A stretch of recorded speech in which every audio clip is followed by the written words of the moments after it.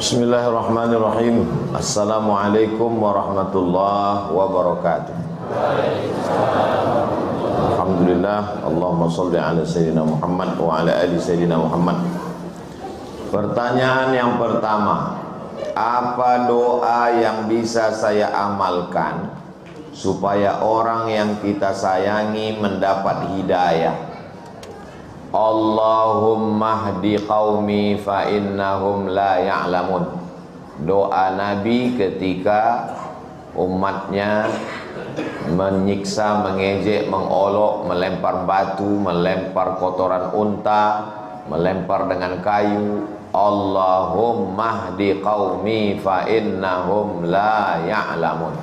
Sekali lagi, Allahumma hdi qaumi fa innahum la ya'lamun. Perlu dipahami, doa tak mesti bahasa Arab. Ya Allah, bukakan pintu hidayahnya. Ya Allah, berhentikan dia minum khamar, berhentikan dia sabu-sabu, berhentikan dia narkoba. Kalau tak berhenti juga, tangkapkan dia ke BNN. Doa sholat yang mesti pakai bahasa Arab. Di luar sholat berdoa pakai bahasa Indonesia, pakai bahasa daerah. Ambo sampai kini berdoa masih pakai bahasa kampung, bahasa daerah. Yang bahasa Arab itu cuma 4 saja. A'udzubillah, bismillah, alhamdulillah, salawat. A'udzubillahi minasyaitonirrajim. Bismillahirrahmanirrahim. Alhamdulillah rabbil alamin wassalatu wassalamu ala asyrafil anbiya'i wal mursalin wa ala alihi washabbihi ajmain. Ya Allah, ambo akan pergi tausiah ke Masjid Al Ihsan Rumbai. Jangan sampai kami ban pocah, jangan sampai masuk ke lubang, jangan sampai masuk ke Sungai Siak, jangan sampai. Astagfirullah. Saya tidak bisa pakai bahasa Indonesia, Pak Ustaz. Pakai bahasa awak. Ya Allah, iko banyak bana nangka dimintakan anak pertama alun balaki, anak kedua alun babini. Minta kepada Allah SWT. Saya bukan orang Minang, Pak Ustaz. Saya orang Jawa. Ada apa kayak Jawa? Ya Allah, iki wis pirang-pirang dino bojone urung teko.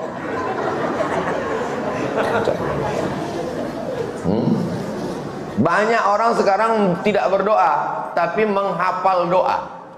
Banyak orang tidak berdoa tapi membaca doa. Kita bukan membaca doa, kita berdoa. Jangan-jangan waktu sholat itu pun kita membaca doa, tak berdoa, hanya mengulang hafalan. Allah. Padahal kita sedang berdoa. Rabbighfirli warhamni wajburni warfa'ni warzuqni wahdini wa'afini wa'afani. Jadi doakanlah saudara kita itu. Kapan doa yang paling mantap, paling bagus? Aqrabu ma yakunul 'abdu min rabbih wa huwa sajid. Orang paling dekat dengan Allah waktu dia sedang bersujud. Fa'aksiru fihi doa. Perbanyaklah doa waktu sujud. Kalau bisa pakai bahasa Arab, Allahumma hdi qaumi fa innahum la ya'lamun. Kalau tak bisa pakai bahasa Indonesia, dalam hati saja. Di sujud malam, tengah malam, solat sunat hajat 2 rakaat. Hajatnya supaya dia dapat hidayah. Usolli sunnatal hajat raka'ataini lillahi ta'ala. 30 malam Ramadan nanti buat supaya dia dapat hidayah, minta kepada Allah Subhanahu wa taala. Ad-du'a silahul mu'min. Doa itu senjatanya orang beriman. Ad-du'a mukhul ibadah. Doa itu adalah otaknya ibadah. Manusia ini otaknya paling penting. Tak ada otak, makan otak-otak. Otaknya ibadah itu adalah doa. Orang yang tak mau berdoa sombong, angkuh. Tadi Ustaz Somad kami tengok tak ada berdoa. Selesai salam langsung ke sebelah. Saya tadi malam balik dari dari kampung Durian, sampai rumah jam 2, bangun jam 4. Dan saya tengok imam itu sudah bercabang 2. Maka tidur saya sebelah. Tidur agak 5 menit, itu cas balik. Baru 2 jam saya tidur. Itu maka jadi bukan saya tak berdoa selesai sholat. Ini banyak orang selesai sholat tak berdoa lagi. Assalamualaikum, pergi. Kau kenapa tak berdoa? Alah, doa yang lamanya belum makbul, ngapain doa baru lagi, Pak Ustaz? Apa ini? Saya tak tahu doa saya itu entah diterima Allah atau tidak, tapi saya terus berdoa. Kenapa Ustaz terus berdoa? Karena doa adalah ibadah. Bapak selama ini sholat, ada rupanya datang kiriman balasan WhatsApp, sholat Anda sudah diterima. Ada. Mana? Kenapa Bapak Ibu terus sholat? Karena sholat adalah ibadah. Berdoa terus. Sebagaimana Allah tidak pernah bosan menerima doa, maka kita berdoa. minta kepada Allah Subhanahu wa taala. Tak ada ruginya berdoa. Apakah boleh kita minjam uang untuk usaha ke bank konvensional? Minjam ke bank konvensional duit, dikasihnya duit. Pinjam duit 1 juta, bayarnya 1,5 juta. Yang 500.000 bunga. Minjam ke rentenir begitu juga. Minjam ke lintah darat. Pokoknya semua yang di air itu kalau sudah naik ke darat jahat. Contohnya lintah darat, buaya. Nah, tahu semuanya. Tak boleh. Prinsipnya uang dengan uang tak bisa. Karena bank syariah bunganya lebih besar. Bank syariah tak ada pakai bunga. Ini akibat tidak memahami konsep ekonomi syariah. Begini, saya mau jelaskan secara simpel, tidak macam di kampus. Saya mau beli mobil. Harga mobil 100 juta. Tapi saya tak punya duit. Datang saya ke bank konvensional. Selamat pagi Bapak. Dah jualnya awak Ustaz, selamat pagi jo. Dia bank konvensional. Saya mau minjam duit untuk beli mobil. Dikasihnya lah pinjaman duit 100 juta. Tapi nanti bayarnya 150 juta. Yang 50 itu bunga. Saya datang ke bank syariah, BRKS, Bank Riau Kepri Syariah. Saya pun datang. Assalamualaikum warahmatullahi wabarakatuh. Bapak mau apa? Saya mau beli mobil. Saya mau minjam duit. Kata orang BRKS, kami tidak meminjamkan uang. Karena minjam uang, bayar uang adalah riba. Bapak, uang ini untuk apa Pak Ustadz? Saya mau beli mobil 100 juta tapi duit saya kurang. Oh, kalau begitu bank membelikan mobil. Ini BRKS membeli mobil secara cash. Dibelinya mobil itu secara cash. Sekarang mobilnya punya siapa? Tak usah dijawab, saya menjawab sendiri. Setelah mobilnya dibeli, sekarang mobil ini adalah milik BRKS. Lalu saya datang membeli mobil dengan cara cicil. Akadnya adalah uang dengan barang, bukan uang dengan uang. Bagi yang tak paham, alah sama aja itu. Berarti kan uang juga keluar. Betul, tapi dia tak sampai akalnya ke situ. Kurang akal minum ayakal. Kalau ini tadi uang dengan uang, kalau ini bukan masalah. Ini lebih besar, ini menyelamatkan kita dari riba. Kalau uang dengan uang riba, tapi kalau uang dengan barang tidak riba. Saya mau jual sepeda motor. Bapak beli sepeda motor saya, tapi tidak lunas, cash. Dengan cara cash, dengan cara diangsur. Apakah mengangsur sepeda motor ke saya itu hukumnya riba? Tidak. Lalu kenapa kredit sekarang riba? Karena ada orang ketiga di antara kita. Siapa dia? Finance. Finance inilah yang riba itu. Karena finance, jasa keuangan adalah uang dengan uang. Jelas? Jelas insya Allah. Kalau ada yang bilang belum jelas, itu belum sarapan deh. Afwan Ustaz, saya ini memiliki ego yang tinggi sehingga sering membuat orang lain bermusuhan dengan saya. Memasuki bulan Ramadan ini, ego saya ingin supaya bisa dikontrol. Bagaimana cara mengontrol ego kita, Pak Ustadz? Kita ini marah karena kesalahan orang atau karena hal lain? Tahu saya jawab, saya jawab sendiri. Kita ini marah karena kesalahan orang atau karena hal lain? Ternyata kita marah bukan karena kesalahan orang, tapi karena hal lain.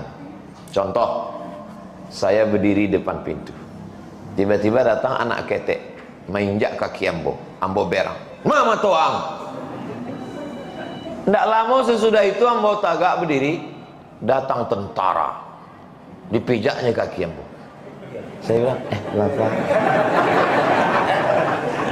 saya marah karena kesalahannya atau karena unsur lain? Karena unsur lain. Kenapa waktu anak ketek tadi nginjak sama marah? Karena anak ketek. Kenapa waktu pas tentara itu tidak tolok? Jadi sebetulnya kita tidak adil. Kita tidak adil. Dilu, bersikap adillah kamu. Orang pergi ke rumah makan, minum. Maklumlah ibu-ibu mengurus anak itu lagi kurang konsentrasi, tagihan belum, uang listrik, uang air, tersenggol lah, tumpahlah jus tadi. Tumpah. Kemana mau tuang? Lalu kemudian bapak nih sore diundang sama kawan, bro, kongko-kongko kita sore ini, oke, I am coming. Datang di tempat yang sama, jus yang sama, tumpah juga. Tapi apa kata dia? Tenang, kita pesan satu lagi. Pertanyaannya, dia marah tadi karena jus itu tumpah atau karena unsur lain? Berarti kita tidak adil. Kenapa waktu pertama marah? Kenapa waktu kawan tak marah? Paham? Itu enaknya sama jamaah rumbai yang cerdas-cerdas. Udah mereka paham. Jadi masalah ego ini sebenarnya adalah kepada siapa? Maka kita renung sejenak, saya ini marah kepada siapa dan kenapa? Ibu kalau punya suami marah-marah, ibu jangan marah juga. Ibu nyanyi aja, abang jangan marah-marah, nanti udah copek mati. Orang yang marah itu ketika sedang puasa dia mengontrol marahnya. Karena orang yang sedang puasa jam 1, jam 2 kurang zat gula masuk. Tak minum gula, tak makan gula, tak makan nasi gula, tak makan tepung gula. Gula tak masuk, turun gula darah, emosi naik. Orang yang gula darahnya turun, emosinya naik. Dan di bulan Ramadan dia menahan. Karena Nabi mengatakan, kalau datang orang mengajakmu berkelahi, maka engkau katakan, inni shaim, ambo puaso. Datang orang mancing, ambo puaso. Habis buka puasa beko. Jadi sebenarnya dengan puasa itu dia sedang mengendalikan emosi. Apakah Islam ini agama yang menghilangkan emosi? Jangan dijawab. Islam tidak menghilangkan emosi. Islam hanya meletakkan emosi pada tempatnya. Betul Islam. Saya tidak suka dengan jamaah yang dulu marah-marah, tapi setelah hijrah, setelah pengajian, diam. Pak, anak gadis Pak dibawa orang. Sabar. Itu bukan sabar, bongak. Anak gadis awak dibawa orang, mesti marah. Agama kita dilecehkan orang, mesti marah. Buya Hamka itu orang yang paling lembut. Dihina orang, dipenjarakan orang, difitnah orang, tak melawan.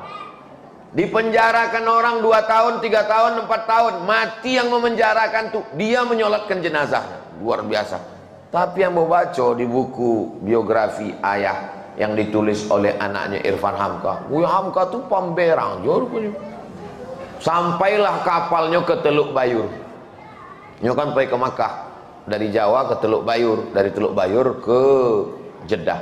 Sampai di Teluk Bayur mengadulah orang, Buya, iko pegawai kapal melarang sholat di kapal, tak boleh sholat di kapal. Panggil Buya Hamka, mau orangnya kok. Waang kurang aja, paang kurang aja, maang kurang aja, nini ang kurang aja. Baca buku Hamka, ditulis oleh Irfan Hamka, biografi ayahnya. Marah. Dulu, sekarang umat Islam dituduh teroris, radikal. Dulu umat Islam di zaman Buya Hamka itu dituduh panglima jihad, komando jihad.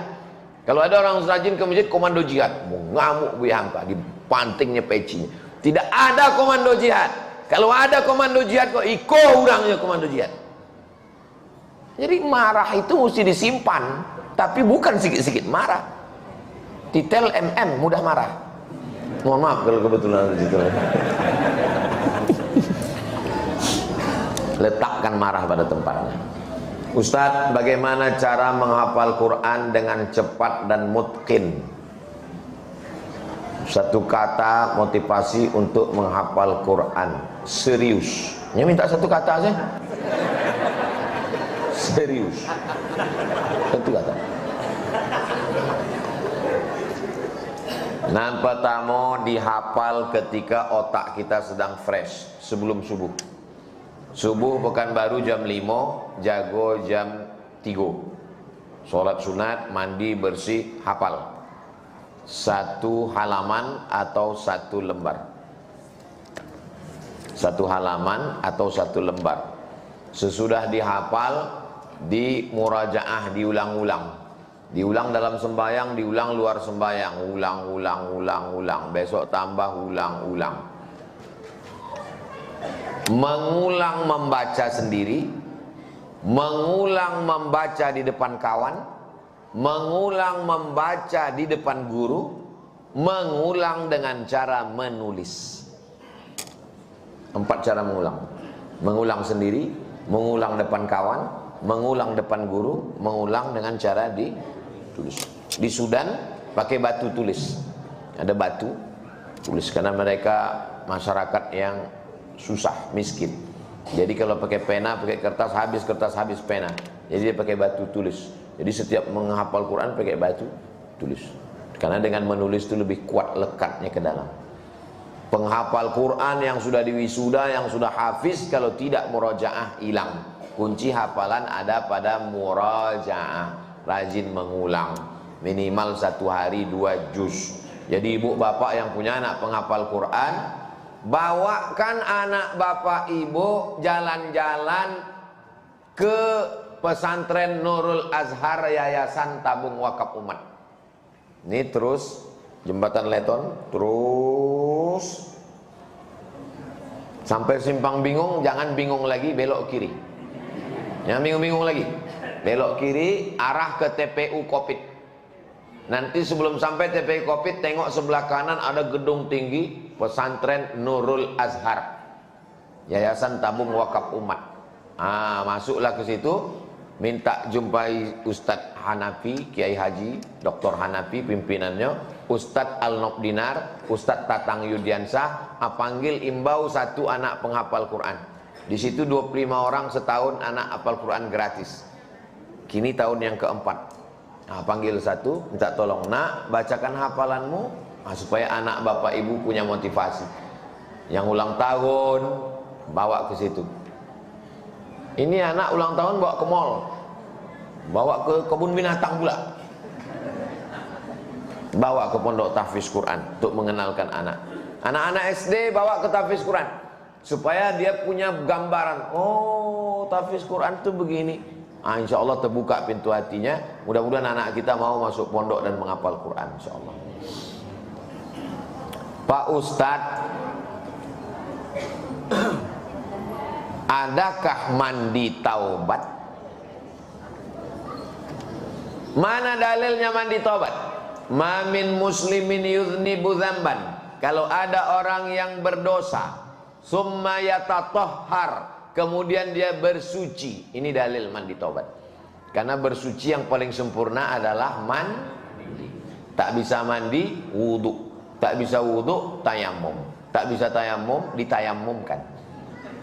Awak ambilkan tanah, ditayamumkan dia. Tak bisa tayamumkan, berarti sudah mimda tema tayabawati. Ada joleh itulah. Maka yang bersuci paling bagus adalah mandi. Niat mandi taubat. Macam mana mandi taubat itu? Basah dari ujung rambut sampai ke ujung kaki. Sesungguhnya mandi belimau itu adalah mandi taubat. Karena besok mau Ramadan, petang ini dia mandi bersih semua. Cuman cara ulama dulu, kenapa disebut belimau? Karena mandinya pakai limau. Kalau pakai sabun, bersampo. Zaman dulu tak ada sabun, tak ada sampo, pakai limau, maka disebut belimau. Kalau orang Inggris berorange, orange juice. Sesudah mandi taubat, ma min muslimin yudhnibu dzamban summa yatatahhar, mandi, berwudu, tayamum, summa yusalli rak'ataini, sembahyang sunat 2 rakaat. Sembahyang apa namanya? Salat sunat taubat. Summa yastaghfirullah, sudah itu istighfar minta ampun kepada Allah. Astaghfirullahalazim, astaghfirullahalazim, astaghfirullahalazim. illa ghafarallahu lah, Allah ampunkan dosanya. Mudah-mudahan Allah mengampunkan dosa-dosa kita. Saya pernah kuliah di salah satu universitas Islam. Salah satu dosen saya mengatakan cara yang benar buka puasa itu dengan membatalkannya, yaitu makan minum dulu, setelah makan minum baru baca doa. Allahu Akbar, Allahu Akbar. Ambil kurma, Bismillahirrahmanirrahim. Sesudah makan kurma baru berdoa, Allahumma laka sumtu wa bika amantu wa ala. Itu konten. Kalau prakteknya setelah masuk kurma itu menyusullah kurma-kurma selanjutnya. Datang itu doa itu lah. Bukan sesederhana itu. Jadi masalah, makanya bunyi doanya indal iftar, bukan qablal iftar atau ba'dal iftar. Kenapa dipilih kata inda ketika? Karena kalau disebut ba'da atau qabla berat umat Islam ini.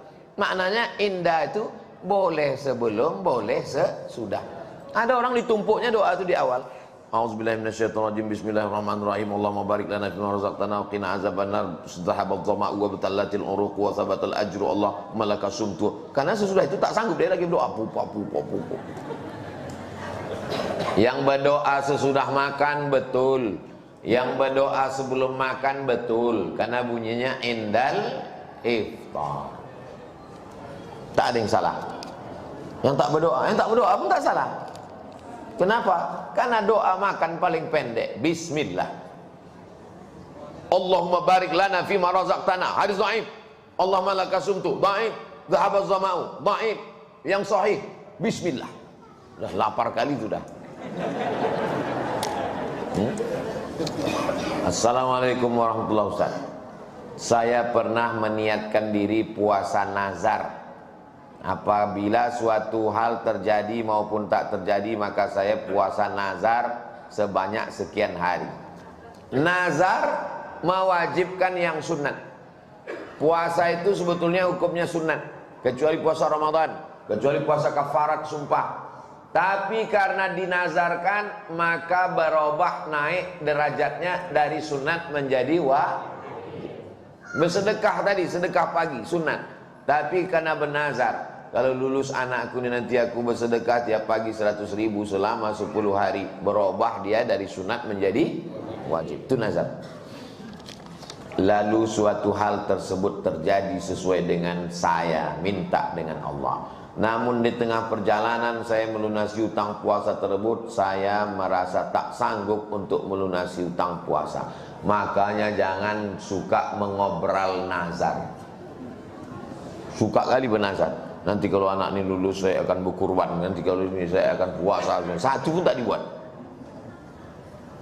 Bagaimana hukumnya Pak Ustadz? Apakah kafarat saya diterima atau saya sebaiknya mencoba mengangsur puasa? Tidak bisa menebus puasa nazar dengan yang lain, kecuali dia dikatakan dokter ini penyakit mah akut. Bapak jangan puasa lagi ya Pak. Kalau saya puasa, kalau Bapak puasa, Bapak mati. Maka wa'alal ladzina yutiqunahu fidyatun ta'amu miskin. Maka berubahlah menjadi membayar fidyah. Bagaimana dengan membayar kafarat sumpah? Kafarat sumpah membayarnya la yu'akhidhukumullahu billaghwi fi aymanikum walakin yu'akhidhukum bima kasabat qulubukum. Bagaimana caranya? Fakaffaratuhu it'amu asyarati masakin. Misalnya ada orang bersumpah, saya jumpa sama orang di Makkah, istrinya meninggal, nikah sama orang Indonesia. Dia cerita sama saya, kata dia, saya dulu Pak Ustadz, waktu istri saya meninggal, menangis saya, ya Allah, aku sampai mati takkan berbini gitu. Sesudah sebulan terkonang nak berbini. Jadi cuman saya bilang, kata dia berbini, dibayarnya lah kafarat sumpahnya tadi. Membayar kafarat nazar sama dengan bayar kafarat sumpah. It'amu asyarati masakin. kasih makan 10 fakir miskin. Makan pagi, makan siang, makan malam. Menurut Basnas DKI, makan pagi, makan siang, makan malam itu sehari 60.000. Berarti kalau 10 hari 600. 2. Au kiswatuhum, kasih makan, kasih pakaian 10 fakir miskin. Ketiga, au tahriru raqabah, membebaskan budak hamba sahaya. Tak ada lagi budak hamba sahaya sekarang. Faman lam yajid fasyamu salasati ayyam. Siapa yang tak sanggup maka puasa 3 hari. Maka ibu jangan percaya kepada sumpah bapak. Puasa di 3 hari selesai, Bu. Saya menyampaikan ini membela ibu ini. Saya ini mendengar suara perasaan kalian, Besti. Jangan percaya pada sumpah, karena begitu mudahnya orang bersumpah. Adapun nazar puasa tadi, maka dia teruslah angsur. Dia tak sebutnya berapa utang puasanya, maka angsur. Utang puasa saya Pak Ustadz 90 hari Pak Ustadz. Mengandung anak pertama 30 hari. Menyusukan tahun pertama 30 hari. Menyusukan tahun kedua 30 hari. 90 hari utang untuk satu anak. Anakku, kau lahir ke atas dunia ini 90 hari makmu tak puasa. Jangan kau lawan mak. Jangan kau cakap kasar. Jangan kau melawan. Karena 90 hari dia tak puasa, melahirkan kau meregang nyawa, melahirkan kau dunia ini. Banyak anak-anak sekarang ini melawan, disangkanya melahirkan ini macam bersin. Hashim lahir. Berapa lama kami mengganti puasa 90 hari ini Pak Ustadz? Setahun lunas. Bagaimana caranya? Senin Kamis, Senin Kamis, Senin Kamis, Senin Kamis selama sebulan. Berapa hari? 8 hari. 10 bulan? 80 hari. 11 bulan? 88 hari. Tambah 2 hari. 90 hari lunas. Istiqomah puasa Senin Kamis. Tapi niatnya bukan puasa sunat. Niatnya puasa qadha. Niat puasa qadha pada hari Senin di bulan Muharram. Dapat 3. Qadhanya lunas, Seninnya dapat, dan dapat puasa bulan haram. Istiqomahkan saja. Nah itu kan teori Ustadz ceramah. Enggak, almarhumah mak saya mengamalkannya. Orang tua istri tanya, berapa utangmu? Mak dulu waktu mengandung aku berapa hari puasa tinggal? Kau dulu waktu dalam kandungan aku sakit-sakit 30 hari. Menyusukan tahun pertama 30 hari. Di qadhanya Senin Kamis, Senin Kamis, berlebih puasanya bertahun-tahun. Karena dia tak pernah meninggalkan puasa Senin Kamis. Meninggal hari Senin 11 Rajab 18 Maret 2019, malam Senin, habis tahajud, habis makan sahur, habis mandi bersih. Karena dibilangnya aku tak punya anak perempuan, susah kau nanti menjaga aku, memandikan aku. Aku berdoa kepada Allah, aku mau mati dalam keadaan sehat, habis mandi bersih, matilah hendaknya, sampai doanya dikabulkan Allah. Dan sehat walafiat, puasa umurnya 71 tahun, tak tinggal puasa Senin Kamis. Jadi ibu paling bagus. Ini banyak perempuan sekarang diajak makan tak mau. Makan siang ini diet, tapi puasa tak mau. Datanglah orang membawa iklan susu saset. Ustadz Somad kelihatannya kurus sekali, kata dia. Ustadz biar lebih berwibawa minum susu ini, menambah berat badan. Banyaklah iklannya bla bla bla bla. Habis itu saya tanya, pernah kau ke Masjid Agung An-Nur? Pernah Pak Ustadz. Nampak orang lari-lari berkeliling pakai baju kresek sampah? Ya Pak Ustadz. Untuk apa mereka lari itu? Biar kurus Pak Ustadz. Aku tak lari udah kurus. Untuk apa aku lagi makan susu ini? Tak usah pusing mau kurus mau gemuk, yang penting sehat. Kalau didengarkan cakap manusia ini capek kita. Kurus kita dibilang kita tak makan, gemuk kita dibilangnya pertumbuhan itu ke atas bukan ke samping, kita udah mati kita. Hidup ini sebetulnya tak sulit. Yang sulit itu adalah mendengarkan cakap. Tahu semua jawab. Di akhir majelis mari kita sama berdoa pada Allah. Mudah-mudahan keluarga sakinah mawaddah warahmah, anak-anak soleh dan solihah, istiqomah iman dan Islam sampai mati husnul khatimah, masuk surga bersama Rasulullah sallallahu alaihi wasallam. Al-Fatihah. A'udzu billahi minasyaitonir rajim. Bismillahirrahmanirrahim. Alhamdulillahirabbil alamin. Ar-Rahmanir Rahim. Maliki yaumiddin. Iyyaka na'budu wa iyyaka nasta'in. Ihdinas siratal mustaqim, siratal ladzina an'amta 'alaihim ghairil maghdubi 'alaihim waladdallin. Amin. Allahumma shalli ala sayyidina Muhammad wa ala ali sayyidina Muhammad. Assalamu alayka ya Rasulullah. Allahumma anzilir rahmata was salamata wal barakata ala hadhil jamaah. Ya Allah, turunkanlah keselamatan, kerahmatan, keberkahan kepada seluruh jamaah ini ya Allah. Allahumma ja'alna muqimas shalah, jadikan kami orang yang menegakkan salat. Wa min dzurriyyatina, sampai anak cucu kami sampai hari kiamat ya Allah. Allahumma ja'alna min mu'ammiri masajidik, jadikan kami orang yang memakmurkan masjidmu ya Allah. Allahumma taqabbal minna a'malana, terimalah segala amal kami ini ya Allah. Allahumma barik lana fi Sya'ban, berikan kami berkah di bulan Sya'ban. Wa ballighna Ramadan, sampaikan kami ke bulan Ramadan. Allahumma ja'alna minal ladzina yastami'una al-qawla fayattabi'una ahsanah, jadikan kami orang-orang yang mendengarkan ucapan baik mengiringinya dengan amal yang baik. Allahumma khtim bisalihati a'malana, tutuplah amal-amal kami ini dengan husnul khatimah. Waj'al akhira kalamina, jadikan akhir kalam kami indantihai ajalina, ketika ajal kami sampai la ilaha illallah Muhammad Rasulullah sallallahu alaihi wasallam, kalimatu haqqin 'alaiha nahya wa 'alaiha namut wa biha nub'atsu insyaallah taala minal aminin. Rabbana taqabbal minna salatana wa siyamana wa qiyamana wa ruku'ana wa sujudana wa takhasyu'ana wa ta'abbudana wa tammim taqsirana. Terimalah salat kami, puasa kami, bacaan Quran kami, zikir kami, sempurnakan segala kekurangan kami ya Allah. Rabbana fir lana dzunubana, ampunkan dosa kami, wali abaina, ayah kami, wali ummahatina, mak kami, wali azwajina, pasangan hidup kami, wali dzurriyyatina, anak cucu keturunan kami, wali masyayikhina, guru-guru, semua yang hadir di majelis ilmu ini ya Allah. Rabbana atina fid dunya hasanah wa fil akhirati hasanah wa qina adzabannar.